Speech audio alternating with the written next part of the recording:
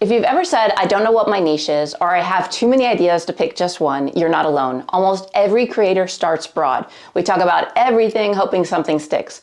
But on YouTube, broad gets ignored. Specific gets remembered. And this is day 3 of the Creator Breakthrough series, where we spend 10 minutes a day building your channel from the ground up. And if you're watching this later, every video is numbered and organized in a playlist, so you can follow them in order and move through the journey at your own pace. However, today I'll show you how to define your niche in a way that attracts the right viewers and keeps you motivated to create long term.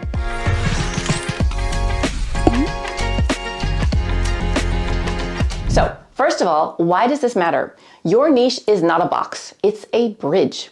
It's how you take your audience from where they are now to where they want to be. When one of my clients started her channel, she was posting everything: workouts, recipe, general health tips. Viewers were all over the place. And once we narrowed her focus to fitness for people over 60, helping them regain balance, energy, and vitality, everything changed. Her message clicked, her audience found her, and her confidence went through the roof because she finally knew who she was talking to, and it made it so much easier for her to produce videos. And that's what defining your niche really does. It doesn't limit you, it gives you clarity. So let's break it down. We're going to go through 6 steps to define your niche and your viewers' transformation, so every video you make connects and converts with your audience. Step number 1, start with your core topic. Your core topic is the main thing your channel focuses on, your zone of strength, your zone of genius. It's what you want to be known for. And here's why it matters. YouTube rewards consistency. When your videos center around one clear topic, the algorithm and your audience knows exactly what to expect from you. And that's how you build authority faster. So how do you do this? You ask yourself, what do I love talking about and know more about than the average person? For example, maybe you've learned how to grow a channel from zero, or maybe you're great at simplifying nutrition for busy moms. That's your strength. Then write down 3 to 5 video topics you never would get tired of talking about. For example, how to plan your week in Notion, or 10-minute home workouts, or mindset shifts that help every creator stay consistent. Look for overlap between passion and value. That's where your excitement meets their needs.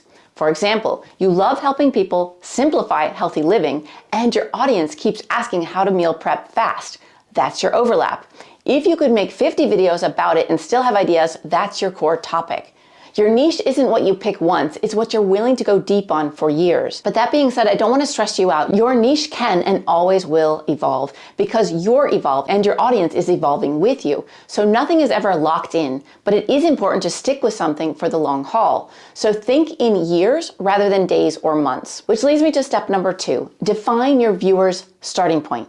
Now, let's talk about who you're actually helping. Your viewer's starting point is the before, where they are right now, before your videos change anything, right? So here's why that matters. Great content doesn't just talk about a topic, it speaks to a person's problem.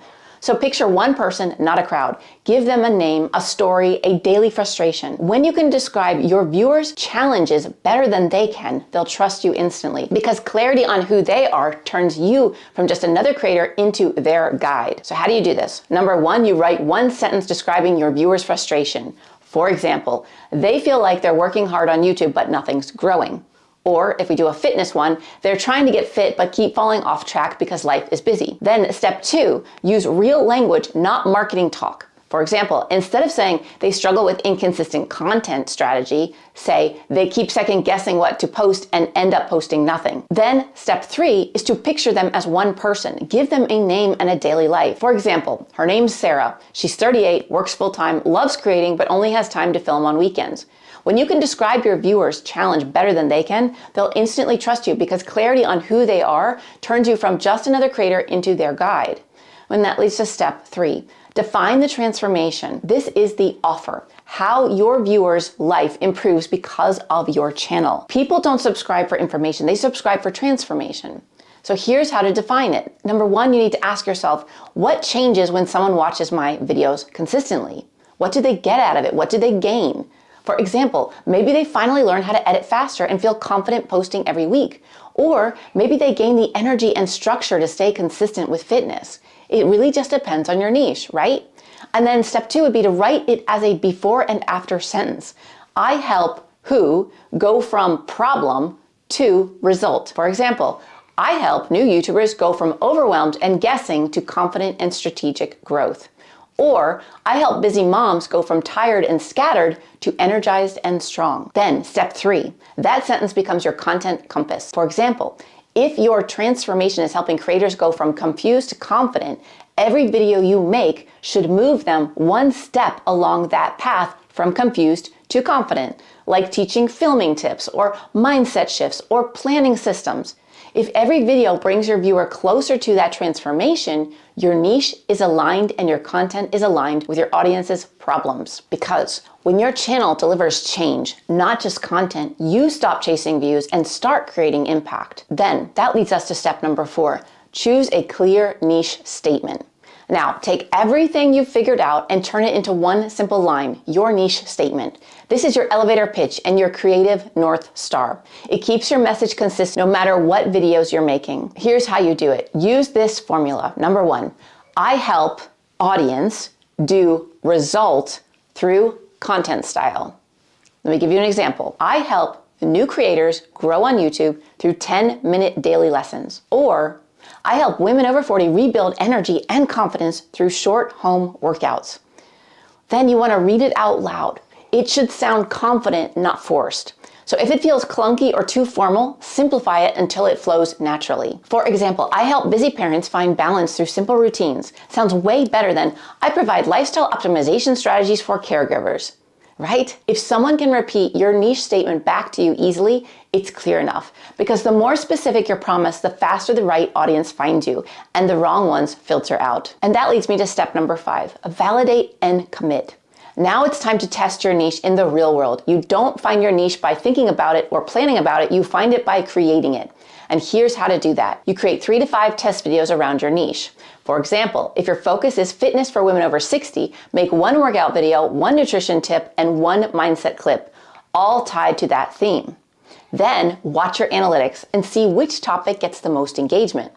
Then look at watch time, comments, and click-through rate as well. For example, maybe your shorter balance exercises video outperforms everything else you've done. That's your signal. Double down where your audience responds most. Or if your viewers love your storytelling videos about confidence but skip the purely technical ones, do more of what resonates.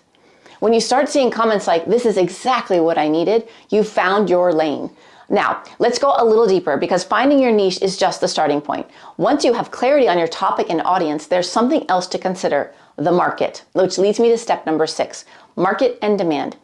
There must be a market and demand for your niche if you want to grow it into a sustainable business later. If you're just doing this for fun, you don't need to worry about it. You just want to have fun and be creative and make videos, no worries. But if you want to grow this into a sustainable business, you have to determine if there's a market for it. So, are there people in this niche who are actually able and willing to pay for your services or products once you create them?